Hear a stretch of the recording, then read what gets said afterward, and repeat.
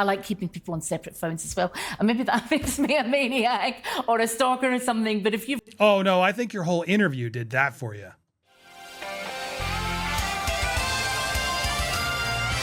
Welcome to Popcorn Planet. I am Andy Signor, and I've gone through and edited every contradiction that the real-life Martha said on her Piers Morgan interview.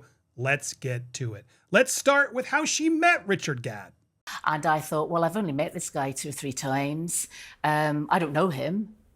So you're denying sending anything to him? There may have been a couple of emails. Text messages? No. Facebook messages? No. Did you tweet him?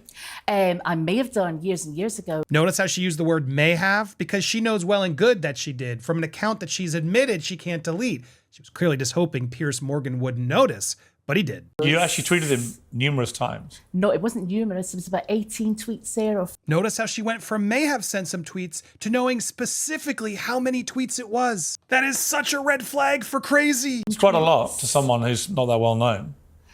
But we were all friends. I don't know him, but we were all friends. You know, it was banter. Right, but it establishes you were contacted. That's in public.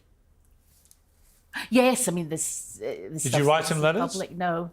Now, she just said no really quickly, but watch how quickly she realizes, he might be able to prove me wrong on this, so let me be honest. Did you write him letters? Public, no. I think when I saw the rape interview, that's actually incorrect what I said there. When I saw that in The Guardian, I said, what a shame, it's not your fault, something like that. You did write to him? One later. I don't know him. So she doesn't know him. She's only met him a few times, but she decided to write a personal letter when she read an article about him detailing such a personal story of abuse. You would say you only sent him a handful of emails. You never texted him. No. You tweeted him 18 times, you think. You never sent a Facebook message. Oh, that's and right. you wrote him one letter. Yeah. Did you ever turn up at his house? No, I don't know. I don't know where he lived. No, absolutely no. How did she write him a letter if she didn't have his address? I've got a photographic memory. I was top of the school, apart from the science. How many times did you meet Richard Gadd? Don't know. What would you guess? 5, 6, maybe 5, 6 times. I've got a photographic memory. I know people with 4 or 6 emails address. Or was it 4 or 6? I can't remember. I've got a photographic memory. You say you got a photographic memory, but what grades did you get?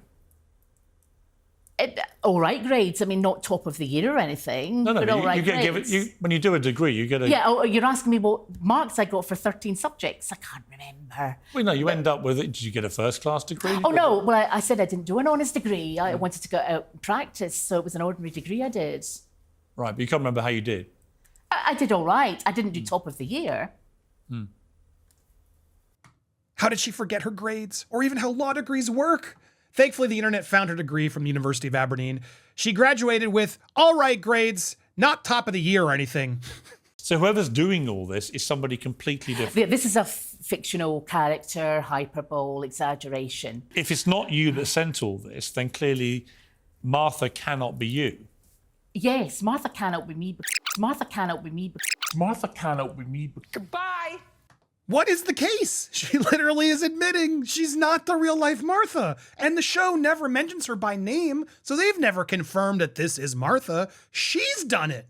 What is she doing? Because there are a number of allegations that have been put to me by journalists that are simply not true. There's a whole play. It's not just the emails. There's a sexual assault in the canal. But you really haven't watched any of it? I haven't watched any of it. Lady, you have watched all of it! It says that you told Richard Gadd that he looked like a baby reindeer toy you once had as a child, hence the name of the show. Yeah. Is that true? I appear to have written most of the show in my sleep. Haven't watched any of it. Did you have a baby reindeer I toy? had a toy reindeer. So that's true. And he'd shaved his head. That bit is true. And there were reindeers in the shops. It was Christmas time or something. It was a joke. So I have inadvertently penned the name of the show. Right, but that is true. That's true. That's a true fact. That comment from Darko is spot on. If that story about the baby reindeer is true, how is this not the real-life Martha? And how would Donnie, aka Richard Gadd, know this story if you weren't more than friends? She's revealing so much throughout this interview that is only proving how accurate this Netflix series really is. Did you ever attack Richard Gadd's girlfriend because you were jealous? No, I don't think he had a girlfriend. I think he's homosexual. He has said that he led you on at times. And he clearly I gave him the brush off. He asked me to sleep with him with a big green spot in his face one day. I said, no, I'm sorry, I'm not interested. I think he's homosexual. He asked me to sleep with him. He said, would I like my curtains fixed? And I laughed. And he said, that's a euphemism. Do you want me to come home with you? And I said, I've got a boyfriend. I gave him the brush off big time, I think. Oh, she brushed him off big time, so much so that she tweeted at him directly after, saying, my curtains need hung badly. Not to mention the fact that you tried to downplay it earlier in your own interview, playing it off like it was all a joke. Bantering with you, Richard Gadd told you he'd like to hang your curtains. Is that true? This, I think, was a holy arms joke about curtains and a lot of sexual innuendo. He did say that? Yeah. You know, Why? subtly so, but the bottom line is, I think this him? is behind him. No, I don't fancy him. You didn't fancy him, but you fancied his bum? His filmed bum shots are the best. Fantastic arse. I don't fancy little boys without jobs. Not only did she fancy him, she fancied his work. Here she is promoting it. Please go and see Richard Gadd's show. It's well written and neurotic. Also, you talked about how much his tweets cheered you up. Why are you so bitter now? But you do look and sound very similar to the actress in the drama. I haven't seen the actress. We're both Scottish. We've both got dark hair. I haven't watched any of it. You're not... She's considerably younger than me. I think she's about 18 years younger than me. Why does she know the actress's age and hair color if she's never seen her before? Now, again, there is obviously a resemblance between... Do you think so? Well, That's hardly flattering. Well, I don't mean to flatter you or not flatter you.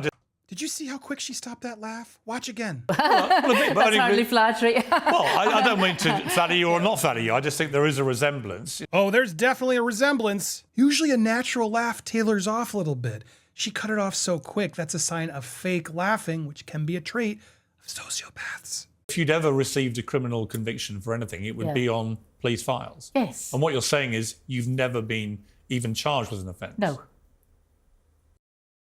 Did you see that? Watch again. You've never been even charged with an offence. No. Answering no while excessively blinking? Not a good sign she's telling the truth.